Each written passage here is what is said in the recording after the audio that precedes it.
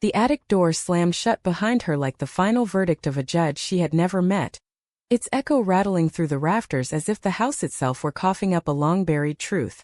Elena froze on the top step, her hand still gripping the rusted knob, the air thick with the scent of mothballs and mildew that clung to her skin like an unwanted inheritance. "This is your place now, darling," her mother's voice had said downstairs, laced with that honey drawl that masked the blade. "Until you grow out of this phase of yours."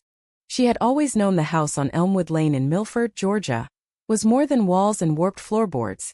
It was a monument to her family's unyielding grip on legacy, built by great-grandfathers who tilled red clay fields under a sun that bleached both cotton and conscience.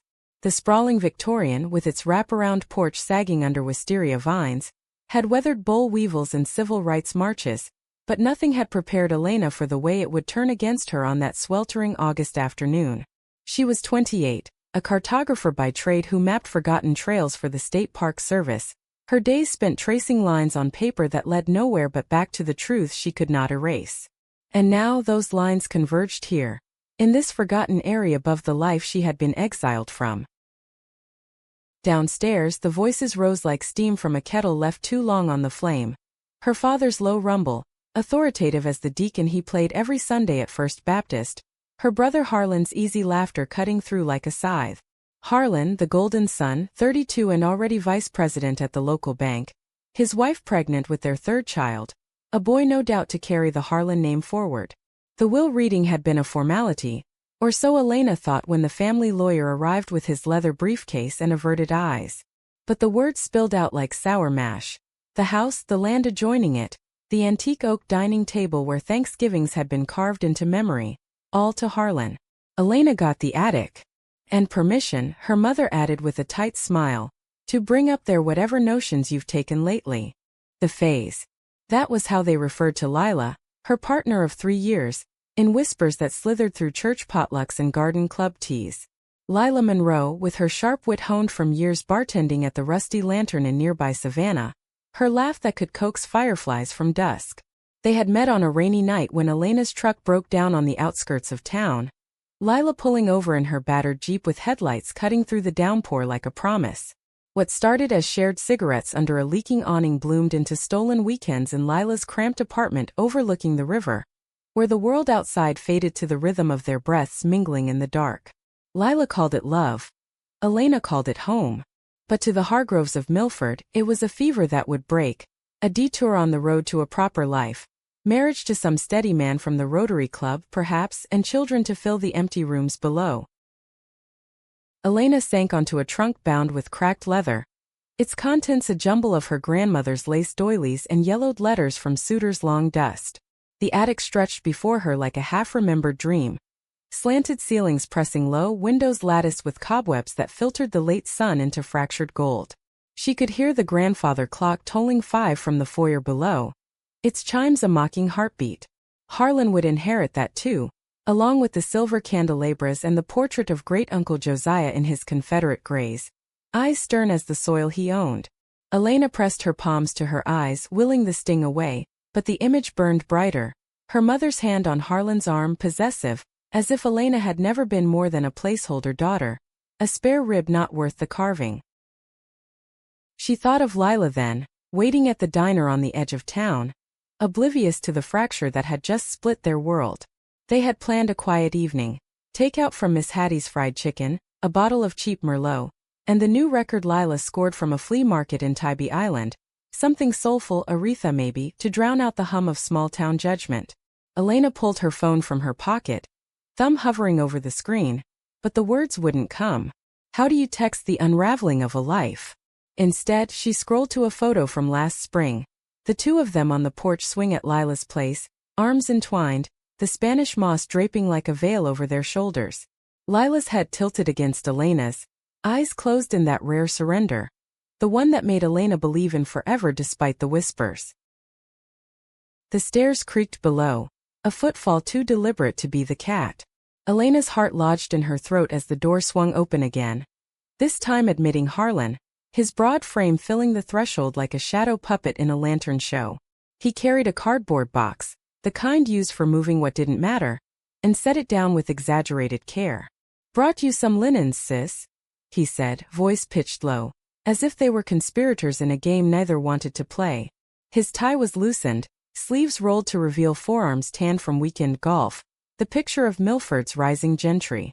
Elena searched his face for the brother who once shared secrets under the willow tree, who defended her from playground taunts with fists and fierce loyalty. But those eyes, blue as her own, skated away, landing on the floorboards scarred by generations of feet. Thanks, she murmured, the word flat as the Delta plains.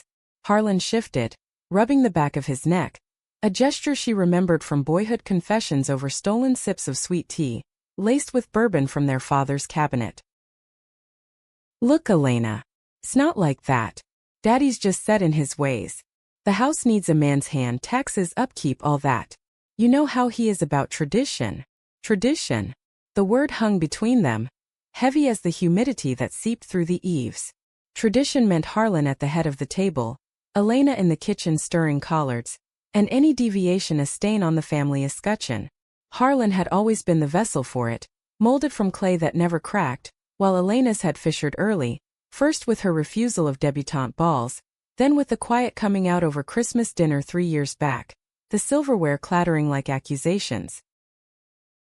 She stood, dust motes swirling in the draft from his entrance. And my face? Does tradition have a room for that up here? Or is it just the cobwebs? The bitterness surprised her, sharp as vinegar in cornbread dressing. Harlan winced, stepping closer, his hand outstretched as if to bridge the gulf. It's temporary. I'll get through this rough patch with that girl Lila, right? And things you'll sort. Marry right, give us some nieces or nephews. The attic's cozy like a little nest. Nest. The condescension curled in her gut, a serpent uncoiling. She wanted to scream that Lila was no patch, no girl, but the woman who had mapped the wild parts of her soul when maps failed. Instead she nodded, the lie easier than the fight, watching as Harlan retreated down the stairs, the door clicking shut with a finality that echoed her isolation. Twilight bled through the grimy panes as Elena unpacked the box. Faded quilts, a kerosene lamp with a cracked globe, a single pillow that smelled of lavender sachets her mother favored. She arranged them on the narrow cot shoved against the wall, the springs groaning in protest. Below, the dinner bell rang, summoning the family to the table she was no longer welcome at.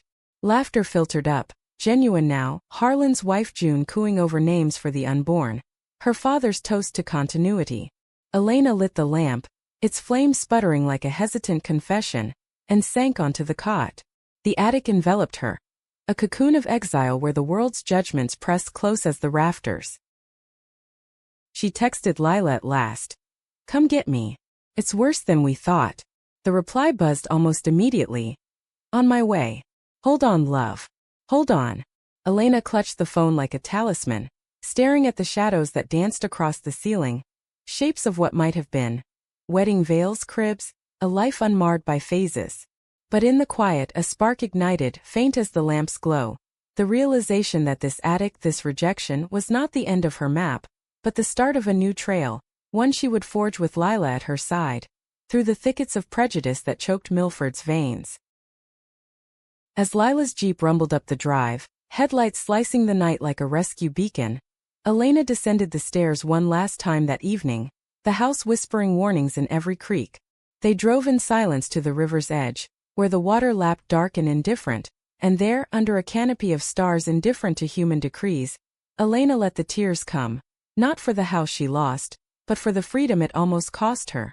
Lila held her wordless, their fingers laced in defiance of the attic's chill. It was the first fracture but not the last. The story of Milford was just beginning to unfold, its dramas as layered as the clay beneath its feet. The river murmured secrets to the willows as Elena and Lila sat on the tailgate of the Jeep, the metal still warm from the drive, a fragile barrier against the encroaching damp. Lila's arm draped over Elena's shoulders, steady as the current that carved this bend in the Ogeechee, but Elena felt the tremor in her own frame, a quake born not of cold but of the day's unraveling. Tell me everything, Lila said softly, her voice a thread pulling Elena from the attic's grip, though the scent of dust lingered on her clothes like a ghost. Elena recounted it all, the lawyer's droning clauses, her father's averted gaze fixed on the mantel's brass clock, her mother's parting words delivered with the precision of a debutante's curtsy. "We love you, Elena Grace, but love has its proper forms." Proper forms. The phrase echoed in her mind, a litany of Sunday sermons and garden club edicts that prescribed skirts for women, heirs for houses, and silences for sins like hers. Harlan had nodded along. His complicity a blade twisted slow, the brother who once vowed to shield her now complicit in the banishment.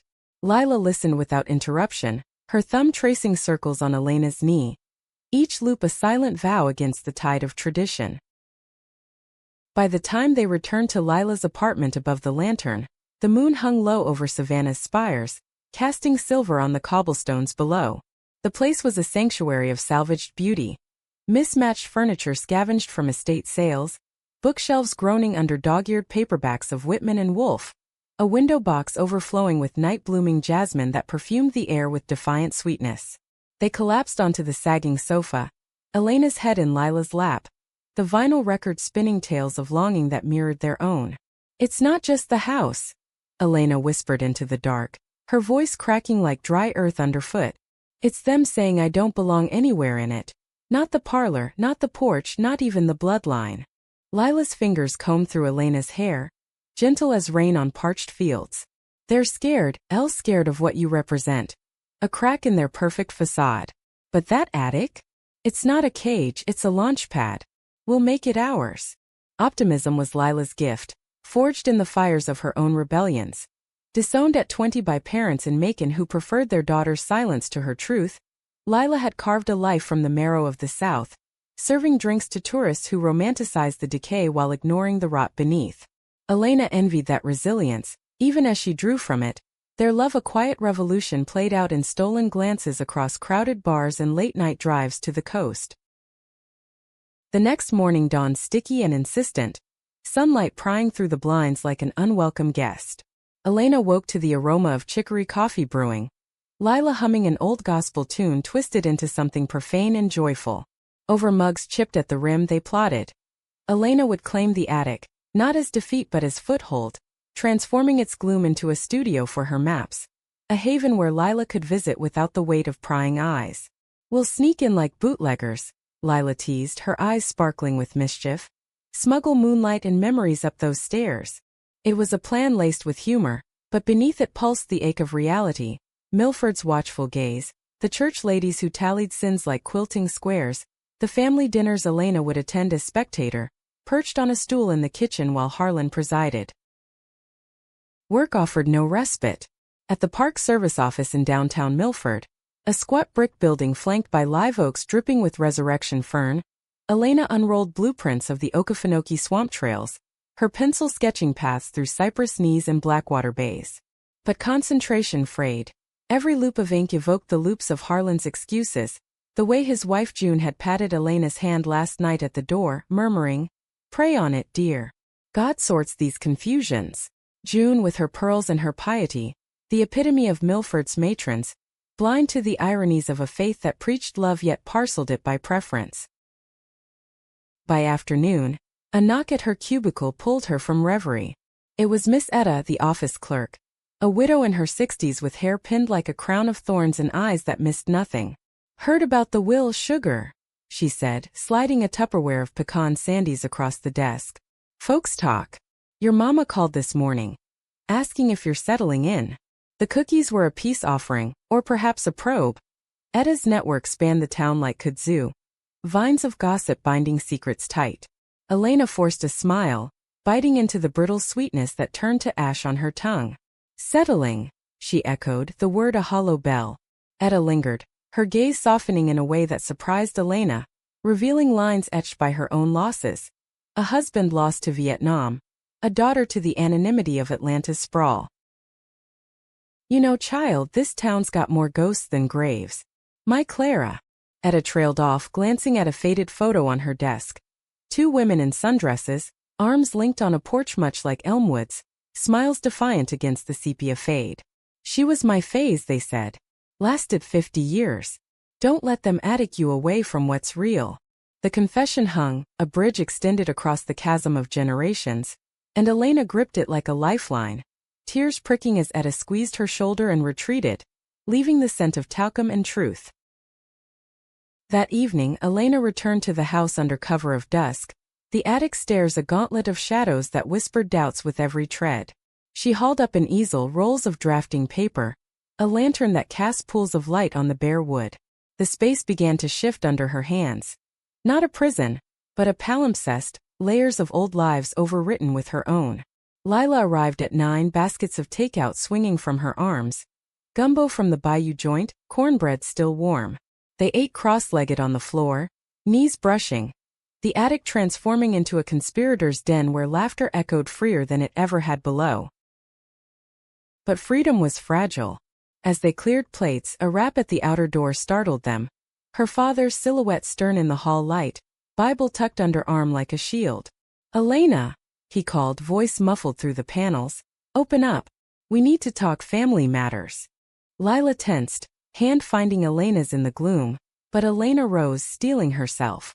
She cracked the door, the wedge of light slicing the dark like judgment. "Daddy." The word tasted of childhood pleas, now edged with adult wariness.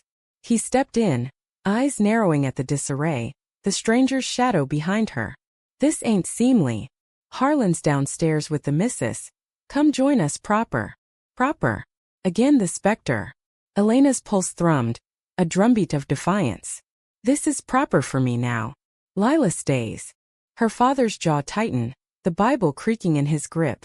"That phase'll pass, girl. Don't drag the house down with it." The words landed like a slap, but Elena held ground, the attic's confines suddenly vast with possibility. He left with a huff, the stairs protesting his retreat, and Lila pulled her close, their embrace a bulwark against the storm brewing below. In the days that followed, the attic became their outpost. Maps unfurled across the floor charting not just swamps but escapes. Routes to New Orleans, where Lila dreamed of opening a cafe, or Portland, with its rain-swept freedoms. Elena traced them by lamplight, Lila's head on her shoulder, their whispers weaving futures from the threads of now. Yet tension coiled tighter. Harlan's glances at family gatherings grew evasive, June's prayers more fervent. Whispers rippled through Milford. The Hargrove girl shacked up with that Monroe woman, scandal staining the family silver. One Sunday after service, Elena lingered in the vestibule, the organ's swell fading to murmurs. Harlan cornered her by the punch bowl, his smile for the congregation cracking private. "Daddy's talking to the elders about intervention. For your sake." Intervention. The word chilled, evoking clinics and conversions whispered of in darker corners. Elena's hand trembled on her glass, the ladle clinking like chains. "For whose sake, Harlan? Yours, so the bank loans flow smoother? Or Mama's, so the ladies don't gossip over bridge?" He flushed, the golden boy tarnished, but his voice dropped to plea. "You're tearing us apart, Elle. Just consider what's best for the family." Best for the family. The mantra that had built empires on broken backs, now weaponized against her heart. She walked out into the glare, Lila waiting in the jeep, engine humming impatience. As they sped toward the river, Elena felt the pull of loyalties fraying, the first threads of betrayal snagging on the rocks of resentment. The attic awaited, a refuge-turning fortress, but in Lila's profile against the passing pines, Elena glimpsed the horizon, vast, uncharted, calling her name. The intervention came on a Thursday, unannounced as a summer squall, the sky bruising purple over Milford's steeples as Elena crested the attic stairs with an armload of fresh linens from the line. The air hummed with unnatural stillness, broken only by the low rumble of voices filtering up from the parlor. Her father's timbre, Harlan's measured tones, and a third, unfamiliar, laced with the unctuous calm of a revival tent preacher. Elena's stomach knotted, the sheets slipping from her grasp to pool at her feet like surrendered flags. She knew this ritual from stories Etta shared over coffee breaks. The family council, summoned for wayward sons who drank too deep or daughters who strayed from Scripture's path. For Elena, it was the culmination of phases dismissed, now demanding exorcism. She descended slowly, each step a descent into the heart of the house's judgment, the banister smooth under palms slick with dread. The parlor door stood ajar, lamplight spilling golden across the hall runner. illuminating portraits of stern ancestors who seemed to lean forward in anticipation. Inside, her parents flanked the settee, her mother's hands folded prim in her lap, pearls gleaming like talismans, her father beside her, posture rigid as the pulpit he commanded. Harlan paced by the fireplace, embers glowing faint in the grate, while the stranger, a Reverend Tate from the outskirts tabernacle, vestments starched and eyes fever-bright, perched on the wing chair, Bible open like a scalpel on his knee. "Elena Grace," her father intoned as she crossed the threshold, the formality a wall erected swift. "Sit. We're here to help you see clear." The room closed in, walls papered in faded damask pressing close, the air thick with the ghosts of Thanksgivings past, turkey carved here, toasts raised to unity now fractured. Elena perched on the ottoman's edge, a supplicant in her own home, her gaze flicking to Harlan, who avoided it, staring into the fire as if it held absolution. Reverend Tate cleared his throat, the sound a prelude to incision. "The Lord loves the sinner, child, but abhors the sin. This entanglement with that woman, it's a delusion, a test of faith. We've prayed on it, your family and I, and the path forward is plain. Separation, counseling, a return to God's design." God's design. The phrase slithered through Elena, coiling around memories of Lila's touch, soft as marsh grass, real as the red clay under her boots.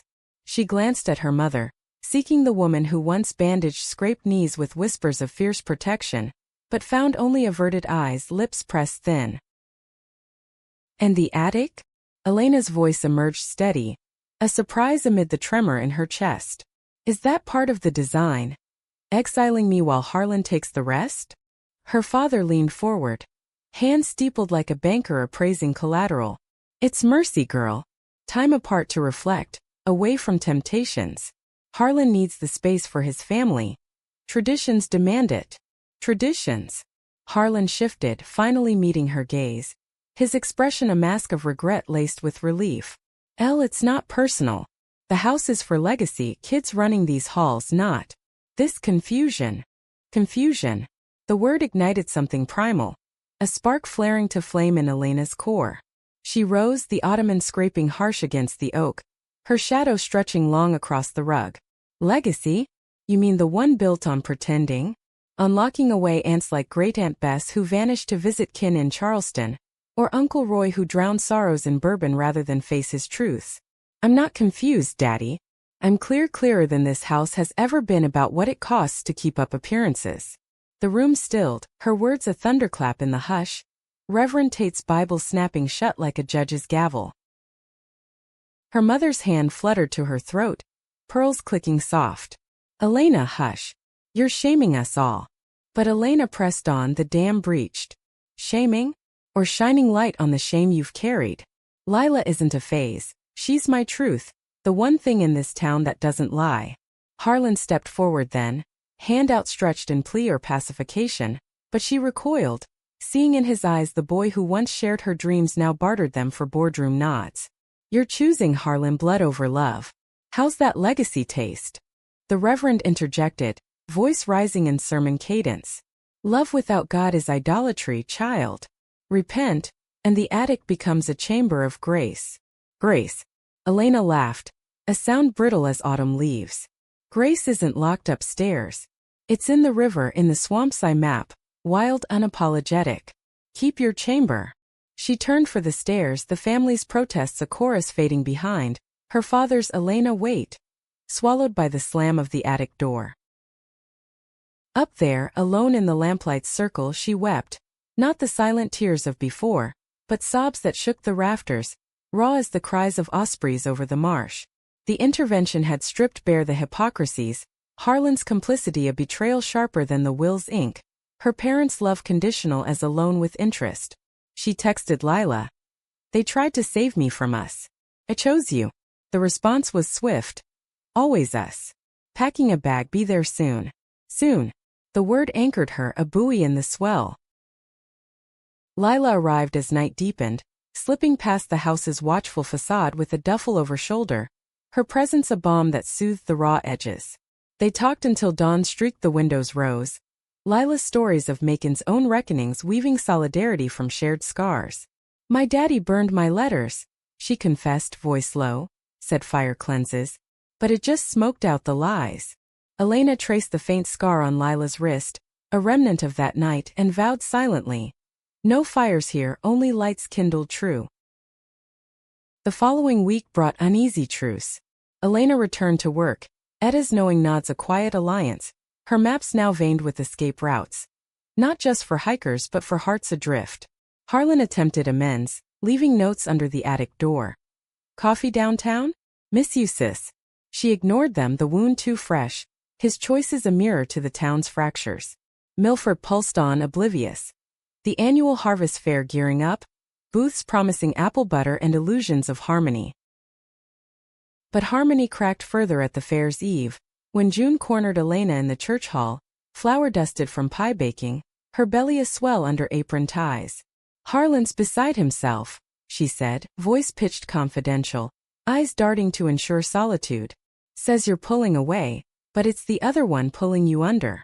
Elena stiffened, ladle mid-stir in the communal vat of Brunswick stew. Lila's not under, she's beside.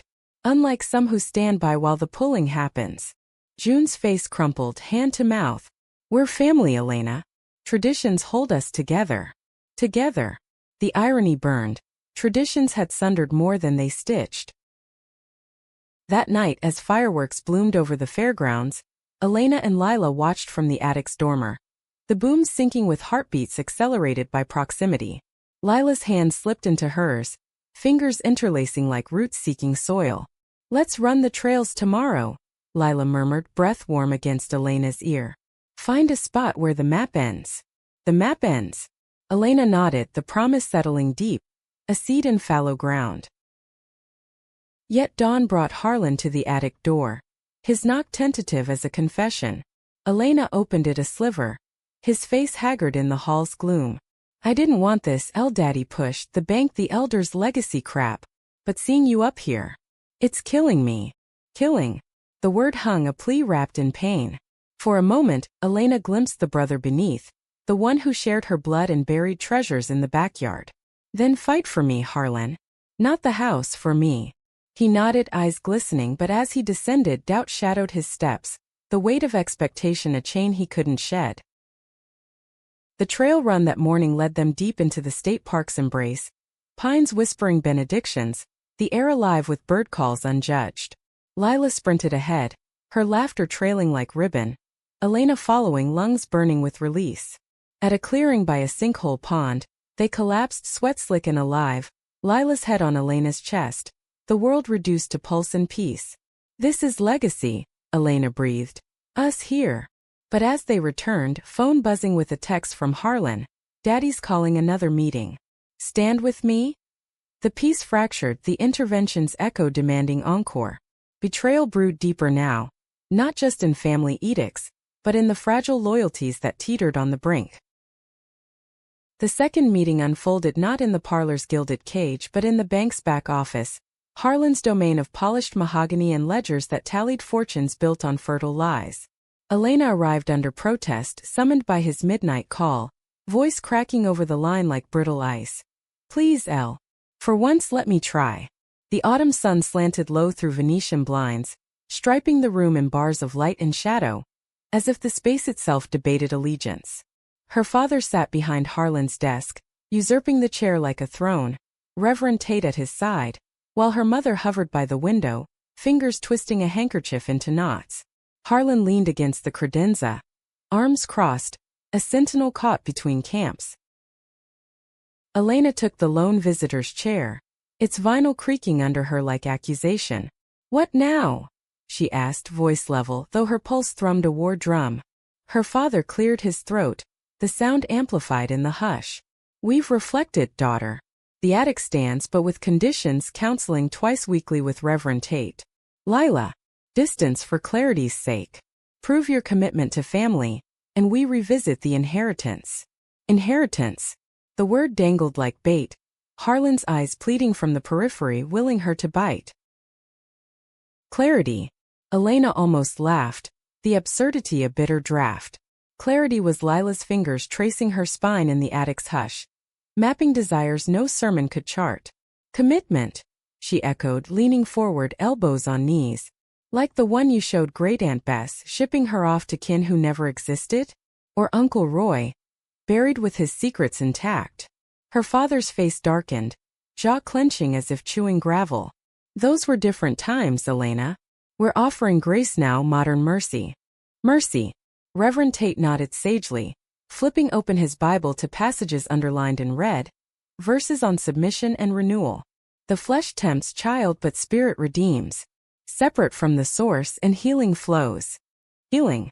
The room tilted, Elena's vision narrowing to her mother's handkerchief, now shredded fringe, a white flag of surrender. Mama, she ventured, seeking the fracture. Her mother met her gaze at last, eyes rimmed red. It's for the best, darling. Harlan needs the household, for the baby's the future. Your way it complicates. Complicates.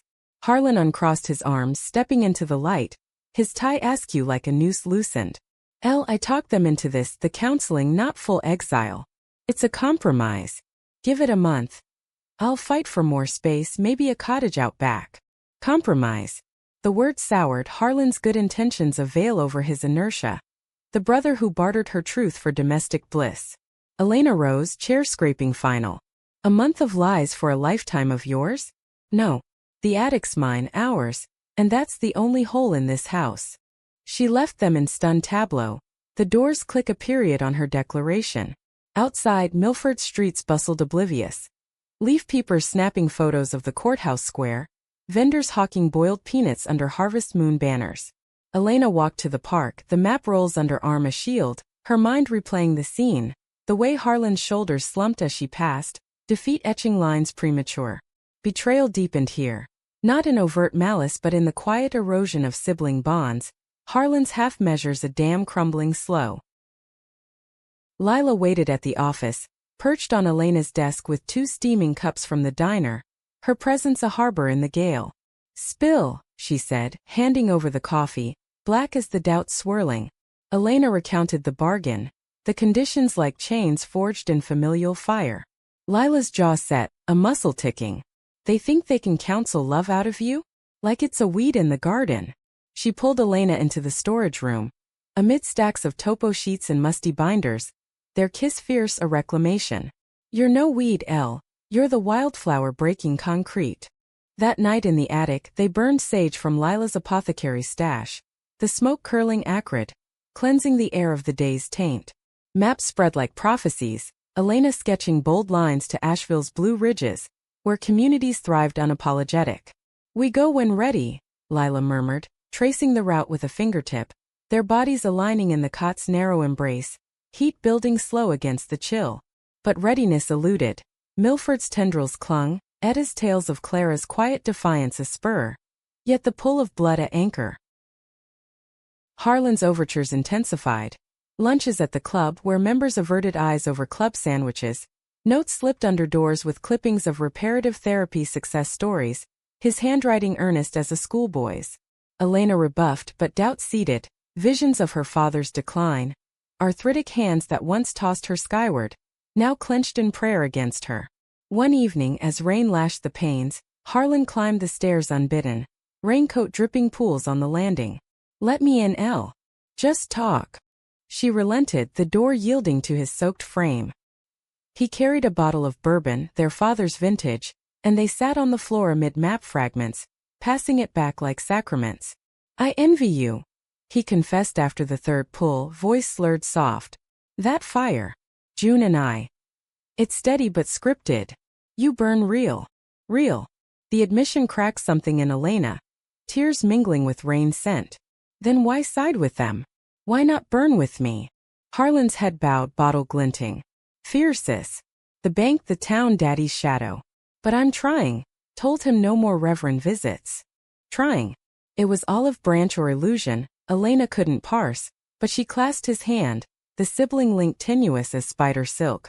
Dawn found them asleep against the trunk, bourbon empty, a fragile peace brokered in the attic's womb. Yet peace shattered midweek at the harvest fair, amid hay bales and funnel cake haze. Elena manned a park service booth, handing out trail guides to families in flannel, Lila volunteering beside, her banter drawing crowds. June approached with toddler in tow, the boy's curls Harlan's echo, her smile brittle as spun sugar. "Lovely day," she said, voice pitched for eavesdroppers. "Harlan sends regrets. Meeting ran long." Lies layered thin. Elena glimpsed the truth in June's fidget, the way her eyes flicked to Lila like a threat assessed. As June retreated, Reverend Tate materialized, flock in tow, his sermon on display, a mobile pulpit of pamphlets. Choose life over lifestyle. He thrust one at Elena, title screaming redemption, his smile benevolent as venom. "For your soul, dear." Lila snatched it, crumpling it to confetti. "Her soul's fine, preacher. Yours needs work." The crowd murmured, a ripple spreading, Milford's undercurrent surging. Tate's face purpled, but he pressed. "Harlan's kin should know better. Drag not the righteous down." Harlan's kin. The invocation stung, betrayal's barb finding flesh. Elena scanned the throng for his face, absent as promised, his trying a vapor. That night confrontation brewed. Harlan at the attic door, June's pious prop, his excuses tumbling. "Tate cornered me after. Didn't know he'd go public." Public. The fair's whispers would metastasize. Bank whispers to boardroom, legacy tainted. Elena shut the door on his pleas, the pie tumbling to splat on steps, sweet ruin. Alone she paced the rafters, Lila's arms eventual anchor. "He's drowning in their expectations," Elena sobbed. "And pulling me under to save face." Lila rocked her fierce. "Then we swim free. Asheville calls." The call grew insistent, maps folded into packs, but parting's ache loomed. Etta's wisdom, her mother's silent pleas, the house's haunt. Climax crested 2 nights hence. A call from the hospital, Harlan's truck wrapped around an oak on the county road. Bourbon on his breath per the report. Elena raced through storm-slick streets, Lila at wheel, heart-hammering dirge. At bedside, Harlan pale under fluorescence, her father weeping silent, mother collapsed in chair. "Drunk," her father rasped. "After our row, blamed himself for you." Blame. The cycle spun vicious, Harlan's eyes fluttering open to hers, whisper ragged. "Sorry Elle failed you." Failed.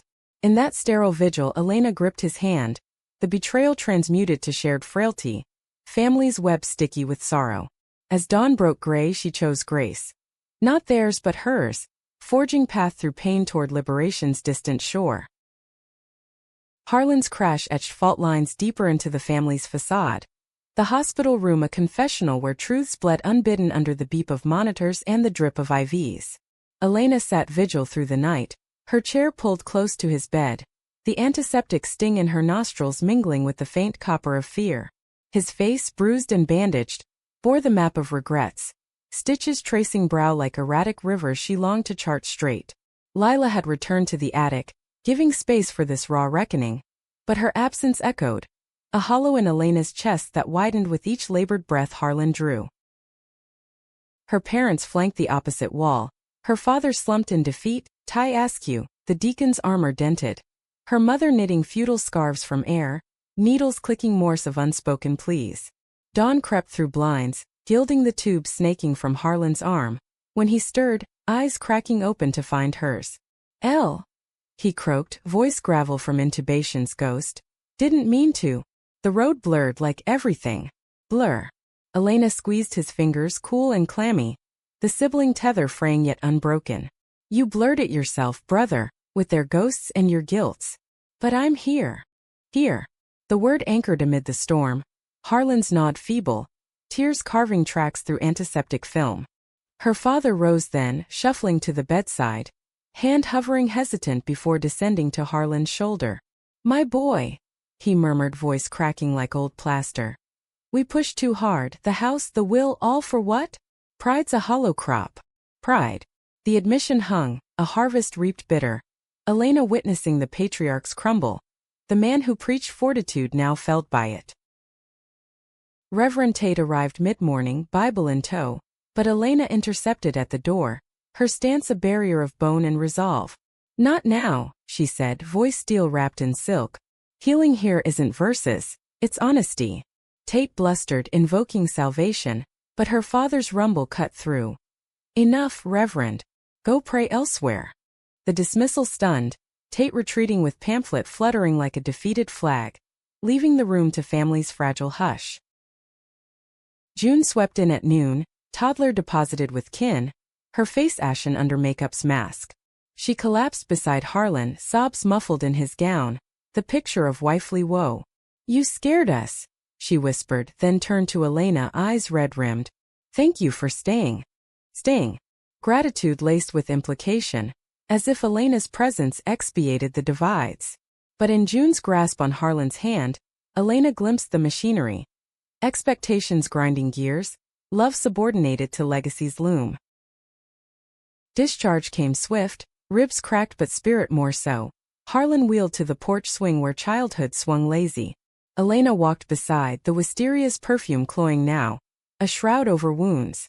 At home the attic called but duty detained. Meals ferried upstairs, broth and banter a bridge rebuilt plank by plank. Lila joined, tentative at first, her presence a litmus. Her mother's stiff nod, her father's gruff passed the salt. Progress measured in inches. Yet undercurrents churned. One evening as cicadas chorused dusk, her father knocked at the attic door alone, a bottle of bourbon proffered like truce. They sat on the cot, passing it slow, the liquor warming paths to confidences long damned. "Your great-aunt Bess," he began, gaze distant on the rafters. "She loved a woman too, Millie from the quilting circle. Sent her north with a trunk and tears, called it mercy. But mercy's cowardice, Elena. I see that now. Now." The revelation cascaded, Bess's visits recast as exile self-imposed. Her father's legacy a chain he forged in silence. Elena's throat tightened, bourbon burning. "Why tell me now?" He set the bottle down, hands trembling. "Harlan's wrecked mirror to my own crashes. Pushed him like they pushed me, traditions over truth. The house. It's yours too, half at least. Rewrite the will tomorrow." Half. The offer dangled, generous yet galling. Property as proxy for pardon. "Not the house, Daddy," she said soft. "The heart."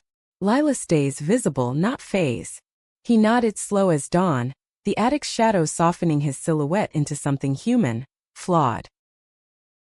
Harlan's recovery wove them tighter. Evenings on the porch where swing creaked confessions. He spoke of bank pressures, elders' whispers post-crash. Hargrove air undone by drink, scandal enough. His complicity a armor cracked.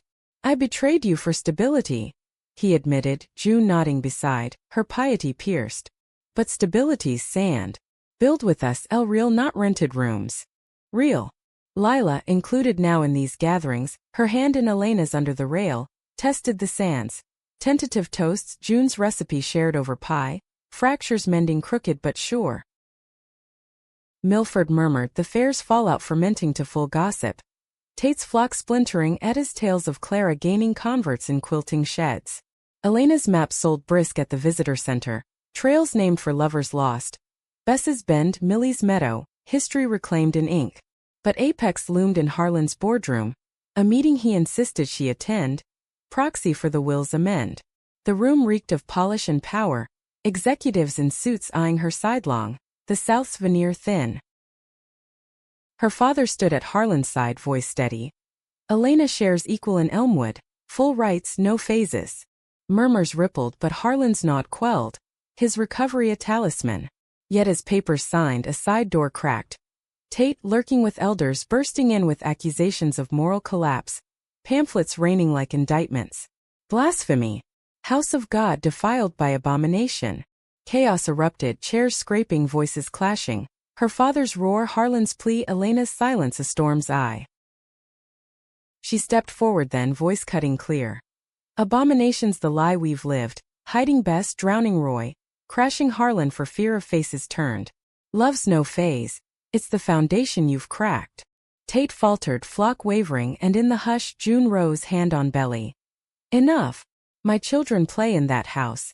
No hate under roof." The tide turned, elders retreating, Tate's thunder to sputter. Aftermath hummed electric. The bank's nod to amended shares, Milford's whispers shifting to reluctant awe. But victory soured swift. That night, Lila at the kitchen table, maps unfurled, her face drawn. "It's progress, but this town. It clings. Asheville's air calls cleaner. Cleaner." Elena traced the route, heart torn. Families thaw a fragile bloom. yet roots deep in clay that stained. Climax fractured at midnight, Harlan's cry echoing from his room. Fever spiking, infection from ribs.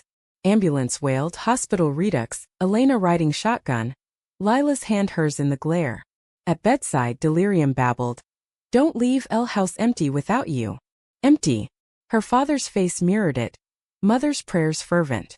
Vigil stretched, Lila's vigil too. Their love the constant amid beeps.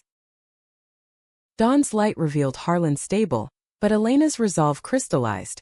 Half house no haven if heart's half healed. We stay, she told Lila in the hall, but change the map, make Milford ours. Ours. Betrayal's ashes fertilized now, growth from ruin, toward a denouement where liberation dawned not in flight, but in fierce reclamation. Harlan's fever broke like a spell lifted, the hospital releasing him to Elmwood's embrace under a sky scrubbed clean by northerlies, the first chill whispering of autumn's mercy. Elena wheeled him up the drive, gravel crunching under tires like bones resetting, the house looming benevolent now, its porch swaying gentle in breeze. Lila walked beside, duffel light with overnight things, her integration tentative yet tender. June's hug at the door awkward but offered. Her mother's pie plate extended with a smile cracked genuine. The attic, once exile, stood vacant now, its cot folded away. Maps rolled to claim space below. Recovery reshaped rhythms. Mornings on the veranda, coffee steaming as Harlan recounted crash night demons. Daddy's edicts, Tate's toxins, his own cowardice distilled to wreck. You saved me, Elle, he said one dawn, voice mending with him. Not from the oak but the oak inside. Inside. Elena nodded. Lila's foot nudging hers under table, solidarity silent. Her father joined these vigils, Bible set aside for banter, stories of youth unearthed. Pranks with Uncle Roy, Bess's letters hidden in floorboards, read by lamplight illicit. She wrote of freedom, he confessed, eyes on horizon. New York lights brighter than our lies. Should have let her stay. Stay. The word echoed manifesto, Elena commissioning carpenters for attic stairs widened. A proper suite emerging. Windows enlarged to frame river views. Walls papered in maps of wild places. Milford watched, murmurs muting to curiosity. Hargrove House divided fair, the daughter's friend at table. Reverend Tate's tabernacle half empty as congregants sought pews less poisonous. Yet scars suppurated subtle. At Thanksgiving's threshold, invitations extended beyond blood. Etta with her Clara tales, park colleagues with toasts to trails. The dining table groaned under turkey and fixings, silver polished despite divides, but tension simmered in glances. June's hand protective on Harlan's, her piety probing Lila's place-setting. Bless this union, her mother prayed, words ambiguous, fork pausing mid-air. Union. Lila's smile held, but Elena felt the undercurrent. Love's legitimacy ever audited.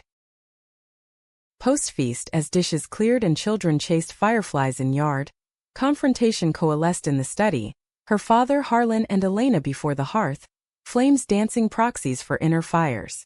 The wills redrawn, her father said, papers crisp on desk. Equal shares, no contingencies. But the town. Tate stirring again. Petitions for moral oversight on properties. Oversight. Harlan leaned forward. Ribs taped but resolve straight. I'll counter, at the bank, the chamber. No more half measures, Elle. We stand full. Full. Gratitude swelled but Elena pressed.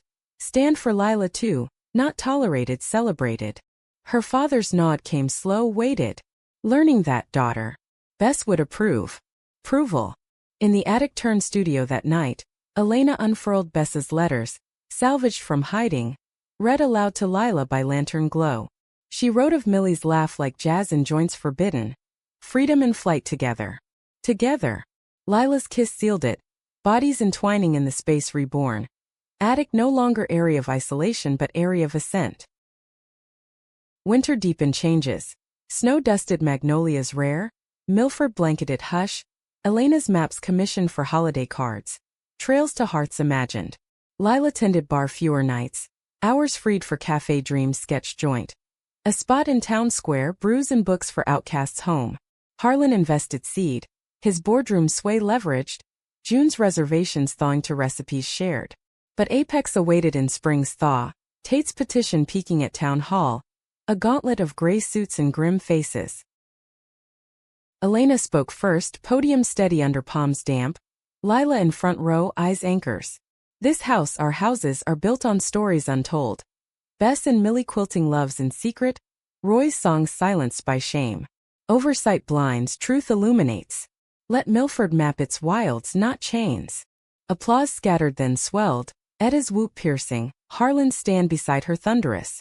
Tate railed rebuttal, verses venomous, but council voted down. The South's slow bend toward light. Betrayal's ghost lingered in aftermath. A letter from Tate to her father. Anonymous venom unearthed, urging disownment anew. Her father burned it in the grate, ashes to wind. No more phases, he said, arm around Elena. Just family. Family. Redefined, expansive, Lila woven in. Dinners where her tales of Macon matched his of marches. Porch swings shared four-handed. Climax crested not in clash but quiet crest. Bess's trunk, pride from attic depths, yielding not dust but diary. Millie's portrait pinned inside, smile sepia but searing. Elena framed it for mantle, Harlan toasting at Sunday supper. To phases eternal. Laughter rippled, June's included, the table whole. Yet denouement dawned in departure's whisper. Not flight but expansion. Café ribbon cut midsummer. Lila's domain blooming beans and belonging. Elena's maps adorning walls, trails to tables. Milford evolved incremental. Pride flags faint on porches. Etta's Clara circle quilting rainbows. Harlan's son, born blue-eyed, crawled toward the attic stairs, legacy laughing. One eve, riverbound, Elena and Lila waded shallows, water cool on skin, stars pricking vast. We stayed, Elena murmured, hand in hers, and remade it.